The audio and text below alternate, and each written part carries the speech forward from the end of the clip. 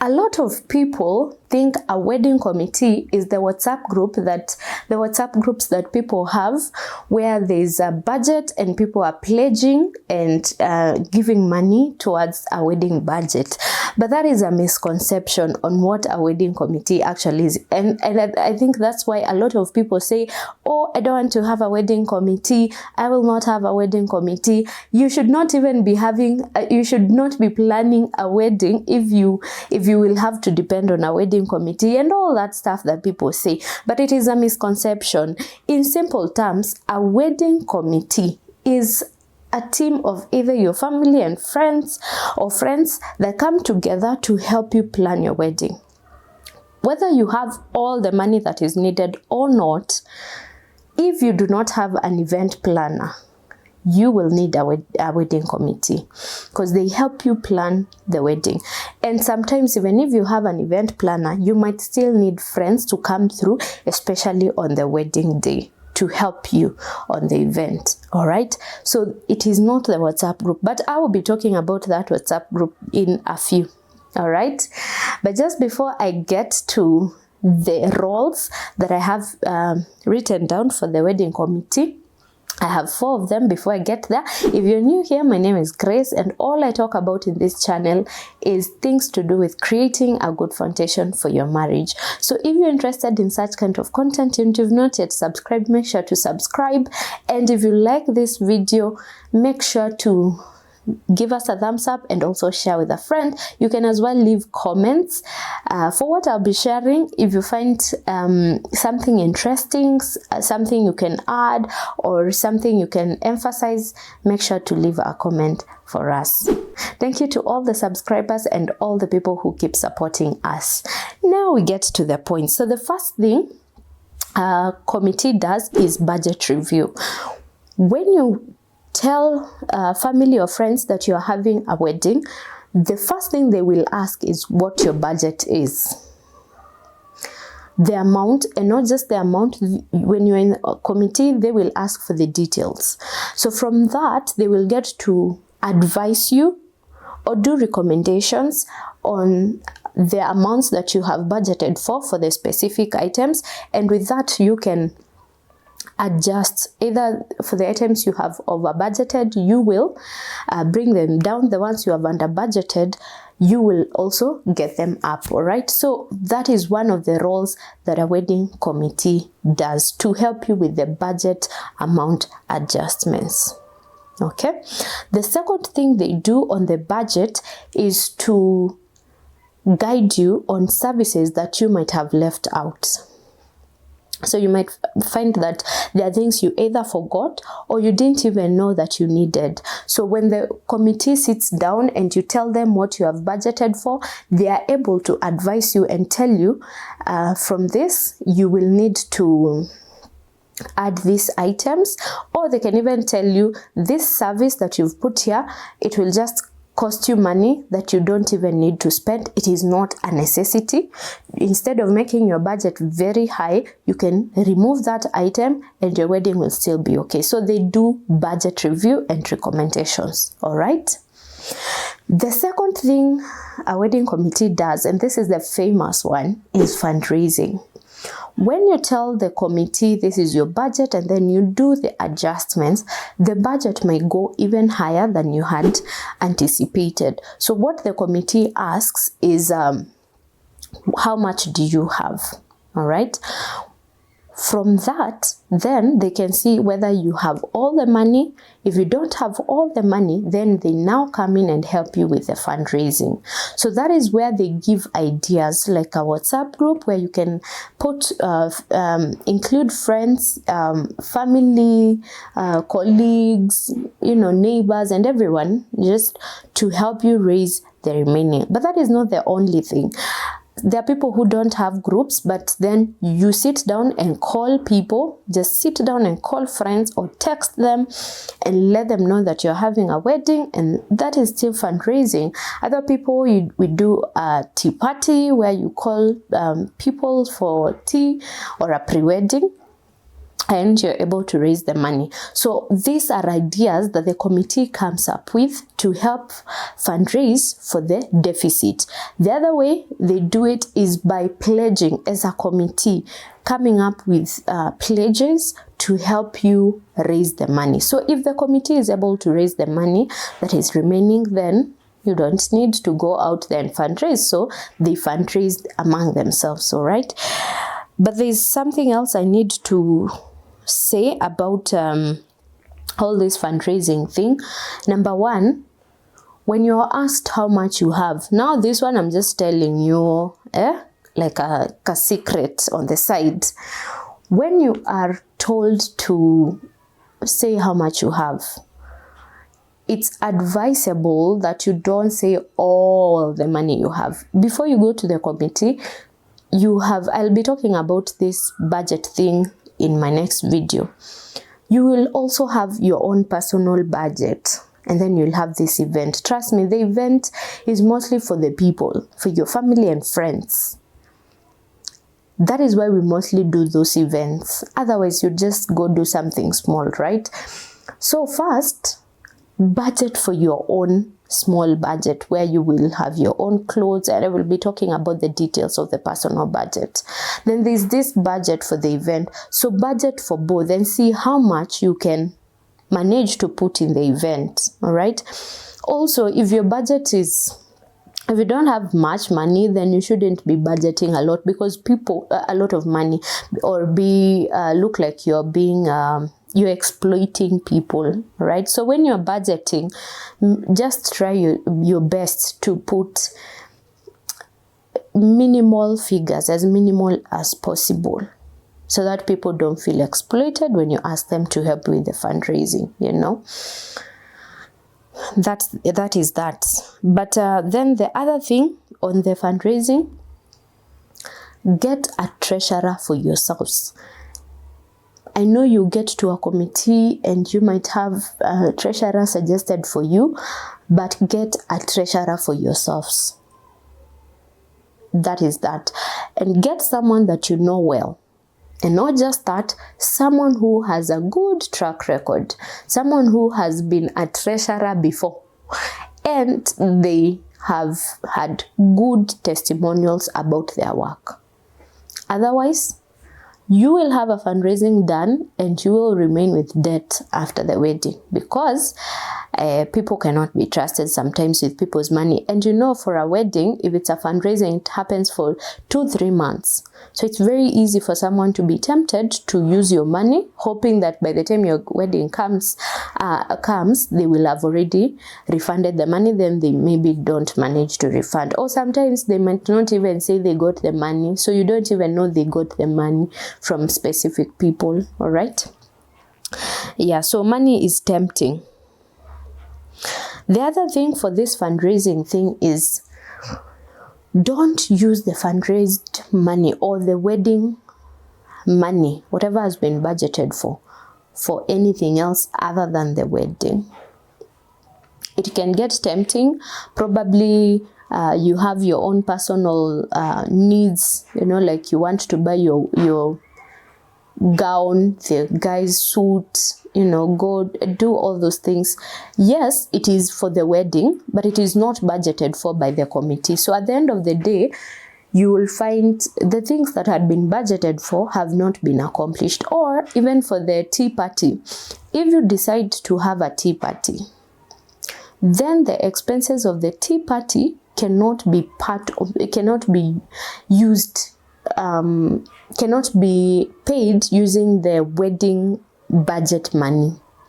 So for the tea party, the committee, it is best practice if the committee comes up with the money that is needed for that, or the couple finances the tea and the snacks, or the family, right, or the committee. But just if possible, unless you have budgeted it in the wedding budget, the items, don't use whatever has been given towards the wedding to finance the tea party, because sometimes you might find a tea party that the fundraising that is done is less than the expenses. That has happened before to some people. So it's best if you don't use those expenses like that.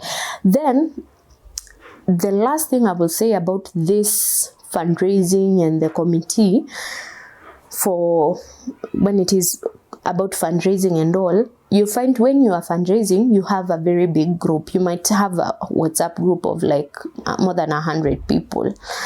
And even when you sit in a committee, you might find you have a committee of more than 40 people when people sit down, because you have your extended family, then you have friends who come to help you. If you have such a group, you have such a big group, then you need a core committee where you have few people, just you, your partner, the treasurer. The treasurer is a must to be in that core. Then you have a few other people, probably up to around 10 people at most, I think.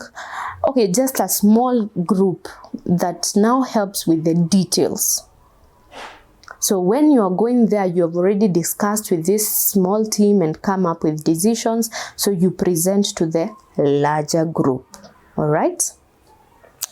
Now we get to the third thing when it comes to the committee, the wedding committee, is they help with cutting costs. How they help with cutting costs is by recommending suppliers. So you can get recommendations when you present your budget in the committee. People might know other suppliers who did their weddings or who did their siblings or friends' weddings, so they can recommend the suppliers, and with that you have more than one quote to compare with. And I advised, by the way, when you're doing your planning and all, don't just go for one supplier to get quotes. Get several quotes, then you can get the best deal. All right. The other way the committee helps is by having volunteers from the committee. So you can have suppliers from the committee.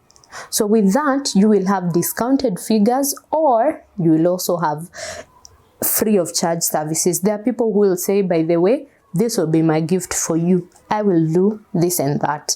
So don't look for this supplier. I do this service professionally, and you know their track record. You know they are a supplier for that item. You just tell them, they can tell you, I will deliver on that. So that is how the wedding committee helps you with reducing or cutting on costs. The other thing, that is the fourth thing, is planning and implementation of the plan. Now on this, as much as they have recommended suppliers and all, you will sit down as a couple and the core committee and probably then settle on certain suppliers, right? But then towards the wedding, especially 2 days to the wedding or so, and the wedding day, you will need suppliers reached out to and all that. So how the committee comes in is they help supervise and coordinate suppliers and even the volunteers. So on probably the day before your wedding, maybe decor has to be done, or the morning of the wedding, maybe vehicles have to be fueled and washed and decorated, and food has to be bought if you're the ones who are buying the food, and then you have a supplier.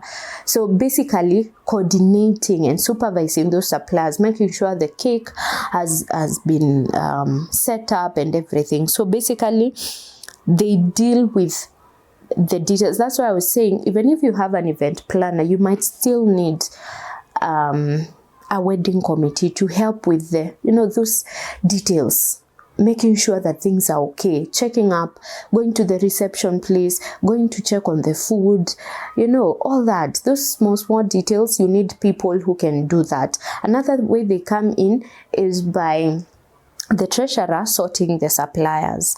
On the wedding day, most suppliers will, as much as you've paid deposits before, on the wedding day, suppliers will want to go home with their money, right? And you don't want suppliers on your wedding day coming to you and whispering, I am done with my service, it's time for me to leave, please sort me. You don't want that, right? So you can give the treasurer's number to the suppliers, and then once they're done with the services and the services are okay, the treasurer pays them. That way it removes some kind of burden. And if there is extra money, of course, from the budget, you know how much money the treasurer has and how much money will remain, right? So from that, they sort, and if there is extra surplus, they send you. The other thing is they deal with unexpected eventualities. Things happen. You might find maybe something had been bought, and maybe for the food, and it pours, and maybe you're the ones who had bought the food, so it's not the supplier who is going to cater for that expense, because them, they had maybe just come to cook. You're the ones who bought it was maybe, let's say something like cooking oil, it pours, you don't want to start having people coming to tell you the water poured, the cooking oil poured, and we don't have, can you help us with money? Those eventualities, there are things you get to know after the wedding that they happened and people sorted, or even there are things you'll never get to know. There are things that people sort and they never get to tell you. They never tell you that they did that to save the day. So that is what a wedding committee does. And the last thing I will say about planning and implementation, they help with the set down. If probably there is set down that has to be done after the wedding, things that have to be put together to make sure the venue is left in order, just making sure things are in order, as well as maybe even getting your gifts home. So after the wedding is over, they try to make sure that everything is okay. Suppliers are sorted, they're able to pick up their items and leave, basically making sure that after the wedding everything is okay, your gifts get home. Yeah, so that's it for planning and implementation. And I'd actually said 4 points, but I have a 5th point, and the 5th point is the committee offers support and advice during the process.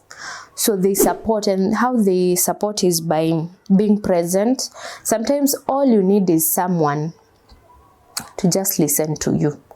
Maybe you're stressed, you don't know where you get the money, or you're stressed because you're not getting a supplier within your budget, or you're stressed because a supplier has decided to change their mind on you, So things happen and you just need someone to listen to. So when you have a committee, they help carry part of that burden.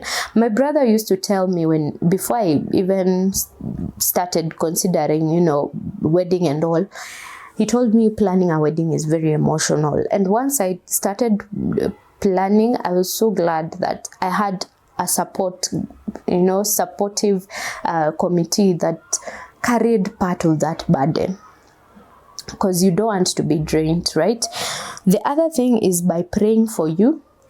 You need prayers. You need prayers for protection, for peace, for provision, for favor. When you're going for those deals that you get good deals, you need God through the process of planning that event, right? So the committee, I even love the committees that have prayer day. There's a prayer coordinator for the committee, and there are even prayer days for the wedding and the events towards the wedding. That is so good, and that's how they can help you. The other thing is by volunteering.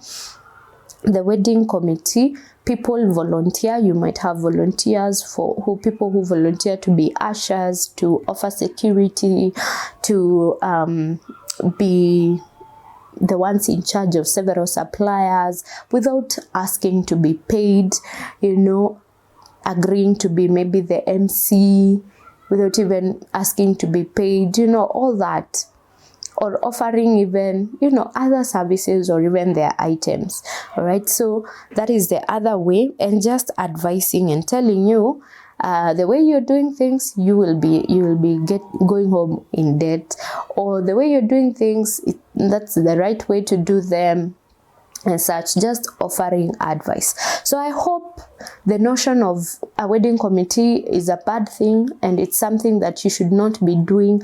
I hope from this you have been convinced that a wedding committee is not just put in place to fundraise, because either way, if you have whether you have the money or not, you might still need people to work with you. All right, thank you for watching to the end. I hope this has been helpful, and I hope to see you in the next video. As I've said, I will be handling budget and especially how to cut on budget. God bless you.